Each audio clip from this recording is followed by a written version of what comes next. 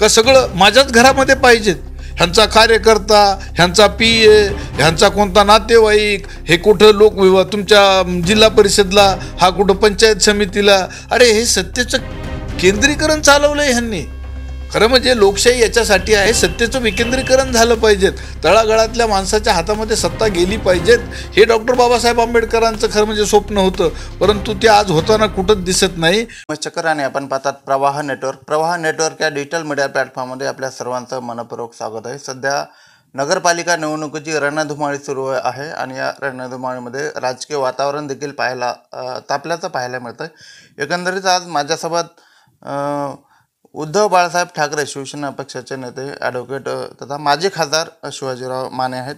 साहेब, सध्याची राजकीय परिस्थिती काय, कशा पद्धतीनं या निवडणुकीला सामोरे जाणार आहेत, महाविकास आघाडी म्हणून काय अजेंडा आहे आणि काय फॉर्म्युला काय? महाविकास आघाडी आम्ही संपूर्ण जिल्ह्यामध्ये, हिंगोली जिल्ह्यामध्ये केलेली आहे. कुठं आम्हाला खरं म्हणजे त्याचा रिस्पॉन्स चांगला मिळाला आहे, काही ठिकाणी मिळाला नाही, पण ओव्हरऑल आम्ही जिल्ह्यामध्ये महाविकास आघाडी केलेली आहे आणि आमचे उमेदवार चांगले आहेत सगळीकडंच. वसमतलाही अब्दुल हफीज चांगला उमेदवार आम्ही दिलेला आहे. कळमनुरीचे आमचे देशमुख चांगले उमेदवार आहेत, त्यांच्या मिसेसला तिथं दिलेलं आहे आणि हिंगोलीलाही आम्ही आता भिसेंच्या बहिणीला दिलेलं आहे. त्याच्यामुळं आमचे उमेदवार सगळे व्यवस्थित आहेत. त्याच्यात मग काही आमच्या, आणि खरं तुम्ही जर पाहिलं तर या निवडणुकीमध्ये काय झालं कुणास ठाऊक, हे बिहारचे निकाल आल्याच्या नंतर मला वाटतं काँग्रेस गायबच झालेली आहे. का कशामुळं काही कळत नाही. त्यांनी आम्ही त्यांना आग्रह केला होता की तुमच्याकडं चांगला उमेदवार आहे इथं हिंगोली शहरामध्ये, तुम्ही इथून द्या. त्याला त्यांच्या घराण्याला वारसा आहे, त्यांनाच राजकीय वारसा आहे, व्हिजन आहे, या शहराला काय पाहिजेत, काय करायला पाहिजेत, कुठल्या नागरी सुविधा द्यायला पाहिजेत. काँग्रेसच्या गोटात असलेला तर एक नेता पळाला, काँग्रेस सोडून शिंदे सेनेत गेला. ठीक आहे, आता तो वसमतला पळाला आहे, सगळीकडेच आता हे चाललंय तुम्हाला सांगतो. परंतु जनरली जर आपण पाहिलंय या निवडणुकीमध्ये, खरं म्हणजे आता पक्षही तसेच झालेत. भाजपा आणि काँग्रेस ह्या एकाच नाण्याच्या दोन बाजू आहेत असं म्हटलं तर वावगं ठरणार नाही. कारण एकीकडं आपण म्हणतो घराणेशाहीला भाजपा शिव्या घालते काँग्रेसला. आज भाजपने तरी काय केलंय, प्रत्येक जागी तुम्ही बघा, भाजपाचे जिथले आमदार आहेत त्यांनी नगराध्यक्षासाठी उमेदवारी ही आपल्या घरातच दिलेली आहे आणि तेच आपल्या इथेही झाला हिंगोलीला. शिंदे सेनेचे मला सांगा, आता जे सांगतात आमदार, ह्यांनी कशाला पाहिजेत बाबा तुम्हाला? आता तुम्ही आमदार असल्याच्या नंतर कार्यकर्ता मोठा करा ना तुम्ही तुमचा एखादा, का सगळं माझ्याच घरामध्ये पाहिजेत? ह्यांचा कार्यकर्ता, ह्यांचा PA, ह्यांचा कोणता नातेवाईक, हे कुठं लोकविवाह तुमच्या जिल्हा परिषदला, हा कुठं पंचायत समितीला. अरे हे सत्तेचं केंद्रीकरण चालवलंय ह्यांनी. खरं म्हणजे लोकशाही याच्यासाठी आहे, सत्तेचं विकेंद्रीकरण झालं पाहिजेत, तळागाळातल्या माणसाच्या हातामध्ये सत्ता गेली पाहिजेत. हे डॉक्टर बाबासाहेब आंबेडकरांचं खरं म्हणजे स्वप्न होतं, परंतु ते आज होताना कुठंच दिसत नाही. पैशाच्या जोरावर सत्ता आणि सत्तेतून पैसा, हे एकच समीकरण आताच्या मला वाटतं ह्या सरकारचं ध्येय असावं असं माझं मत आहे. स्वतःचे भाऊजाई असेल, स्वतःचे नातलग असतील, स्वतःचे भाचे आणि स्वतःचा या निवडणुकीच्या उतरल्याच्या नंतर जनता स्वीकारायला वाटतं त्यांना काय? नाही, जनता कधीही स्वीकारणार नाही. यांना आता तुम्हाला सांगतो, मस्ती आली पैशाची.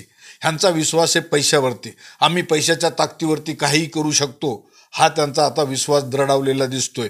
परंतु जनता आता ह्यांचा माज उतरवल्याशिवाय राहणार नाही, हे तुम्हाला 3 तारखेला दिसून येईल. पैसे वाटले जातात, त्याबद्दल माध्यमावर व्हायरल होतात, काय वाटतं? नाही, पैसा म्हणजे आता ह्याच्यामध्ये खरं म्हणजे काम आहे निवडणूक आयोगाचं. निवडणूक आयोगाने ह्याच्यावरती वचक ठेवायला पाहिजेत, ह्यांची तपासणी केली पाहिजे, प्रत्येक जागी ह्यांच्यावरती वॉच ठेवला पाहिजेत. ह्यांचे स्टेटमेंट काय, मला सांगा, हे कुठल्या जर रुग्णाकडे गेले की 5,000 मोजून देतात, 10,000 मोजून देतात. अरे आम्ही ते काम करतो, दररोज करतो, पण आम्ही वेगळ्या स्वरूपात करतो, असं आम्ही कधी दर्शविलेलं नाही, आम्ही कधी दाखवत नाही.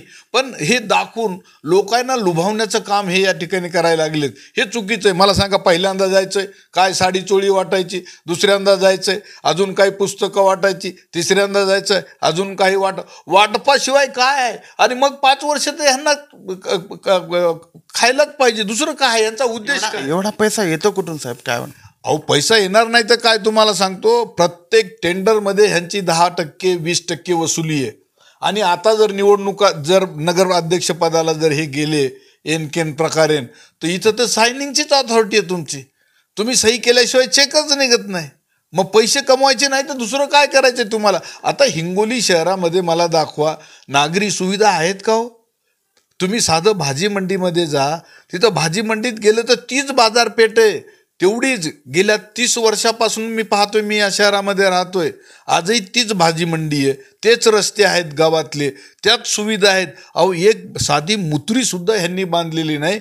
दिवसातून नळाला 4-4 दिवसाआड नळाला पाणी येतंय. हिंगोली तर त्या दिवशी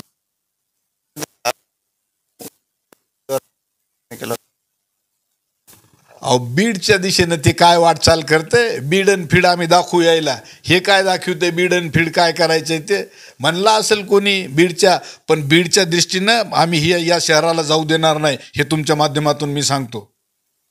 एकंदरीत आपण पाहिलं तर कळमनुरी विधानसभा मतदार संघामध्ये असलेल्या नेत्या, काँग्रेसच्या नेत्या आमदार प्रज्ञाताई सातव या अगोदर काही मिटिंगला वगैरे दिसला नाही, आणि काँग्रेसचे अनेक नेते इतर पक्षामध्ये त्यांनी प्रवेश घेतला. हे उभाटा कशा पद्धतीनं किंवा महाविकास आघाडी कशा पद्धतीनं याला सामोरे जाणार आहेत, आणि विजयाचा गुलाल कशा पद्धतीनं तुम्ही ओढून आणणार आहात, कशा पद्धतीनं तुम्ही एक बळ देणार आहात काय?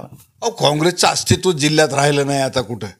मला सांगा, जिथून आता तुम्ही आमदार म्हणून स्वतःला सांगतात, त्यात नगरपालिकेमध्ये आम्ही सांगितलं होतं की महाविकास आघाडीची आपण ताकद दाखवून देऊ. ह्यांना काय ह्यांच्या डोक्यामध्ये चाललंय? काँग्रेसला कुणाला निवडून आणायचं हेच कळत नाही. आता इथं हिंगोलीमध्ये त्यांच्याकडे चांगला उमेदवार होता, त्याला तुम्ही उमेदवारी देत नाहीत. वसमतमध्ये तुम्ही त्या ठिकाणी, आता ठीक आहे ते आम्ही सगळ्यांनी त्या ठिकाणी त्याला अडॉप्ट केलं म्हणून, वसमतला तरी ह्यांचा कुठं रोल आहे का? गेलेत कुणी का? काँग्रेसचे नेते आलेत का? गेलेत तिथं? हे सगळे स्थानिक कार्यकर्ते करायला लागलेले आहेत. आणि आता आमची तयारी झालेली आहे. आमचा मतदार हा आमच्या पाठीशी आहे, आमच्या बाजूनं उभा आहे, यामध्ये कुठेही दुमत नाही.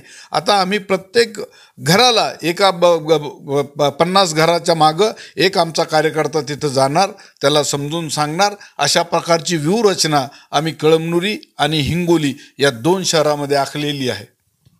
हिंगोलीत दहशतीचं वातावरण निर्माण झाल्याचं देखील चर्चा ऐकायला मिळतात. बनावट नोटा प्रकरणावरून भाजपा नेत्यांमध्ये आणि शिंदे गटाच्या नेत्यांमध्ये आरोप प्रत्यारोपाचा जो सुरू आहे, कशा सत्तेतलाच आमदार जर बनावट नोटाच्या प्रकरणी तक्रार करत आहे, त्याच्या तोंडून तो म्हणत आहे, तर हे प्रकरण किती गंभीर आहे मला सांगा तुम्ही.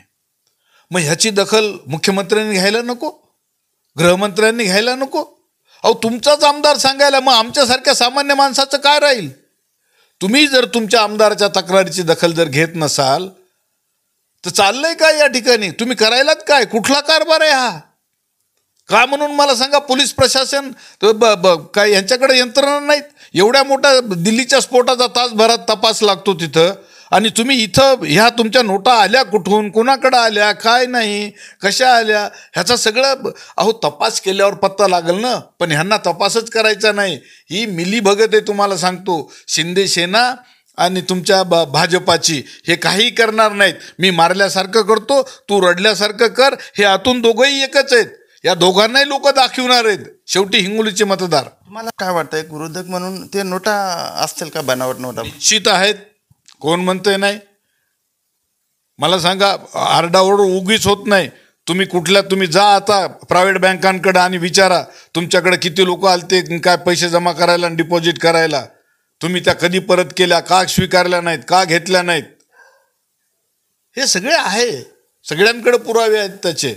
आता हे नोटा वाटप करतानाचे व्हिडिओ जे व्हायरल होतात शिंदे सेनेच्या काही पदाधिकाऱ्यांकडून, त्या नोटा कुठल्या असतील वाटतं? आज आपण नाही सांगू शकणार की बाबा त्या काय आहेत काय नाही, पण आम्ही तर सांगतो बाबा मतदारांना, घ्यायचे तुम्हाला तर अगोदर तपासून घ्या. त्या खोट्याच आहेत, त्या खऱ्या आहेत कशावरून?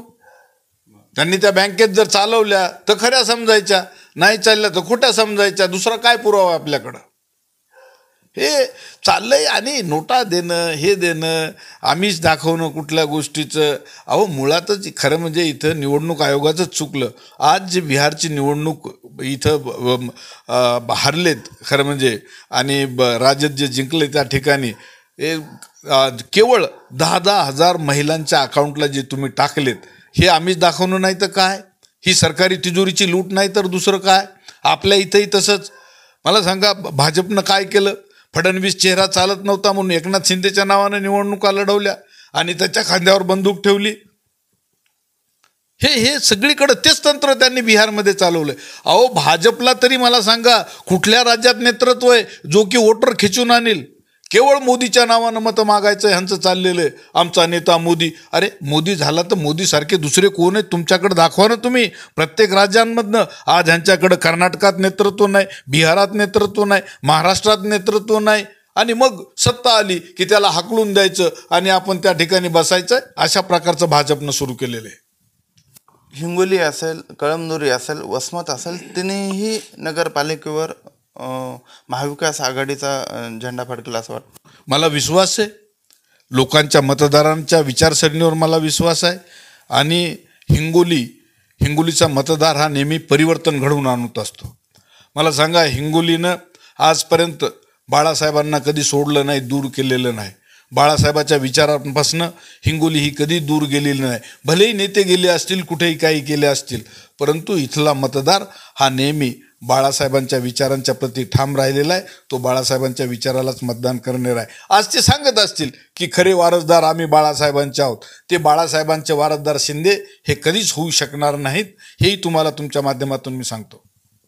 विजयाचा गुलाल कसा ओढून आणणार काय वाटतं?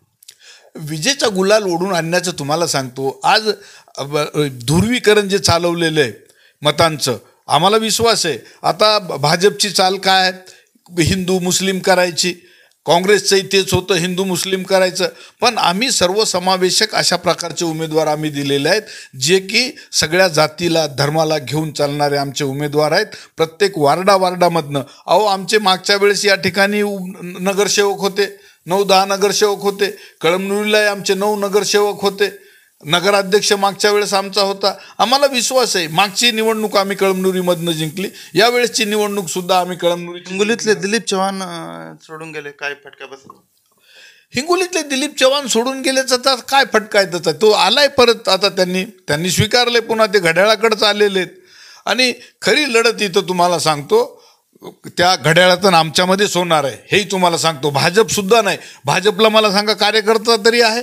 एकटा त्यांचा नगराध्यक्ष जर सोडला, किती नगरसेवक भाजपाचे आले होते? तुम्हाला वार्डामधून उभे करायला माणसं सापडत नाहीत आणि तुम्ही गप्पा मारता आम्ही 15-15, 20-20 वर्ष झालं सत्तेत आहोत, आमदार आहोत. अहो, तुम्ही साधा कार्यकर्ता, खासदार, आमदारकीचा कार्यकर्ता, वार्डातले कार्यकर्ते निर्माण करू शकत नाही, तर मग तुम्ही नेते कसले आहात? अनेक भागातल्या जिल्ह्यातल्या मुस्लिम समाज बांधवांनी शिवसेना शिंदे गटात प्रवेश घेतला, काय वाटतंय? हे पहा, शिंदे गटात जरी प्रवेश घेतला तर पूर्वी भाजपाची ताकद ही शिवसेना होती, उद्धव गट होता. आता तुम्ही पहा, बदललेल्या समीकरणांमध्ये ही ताकद आता भाजपामध्ये राहिलेली नाही. शिंदे गट त्यांची ताकद घेऊन गेलाय, उद्धव गटाची ताकद ही आमच्याकडं आहे. आणि म्हणून मी तेच सांगतोय तुम्हाला की आज आमची शक्ती ही भाजपापेक्षाही, आणि आम्ही खरे धर्मनिरपेक्ष आम्ही आहोत.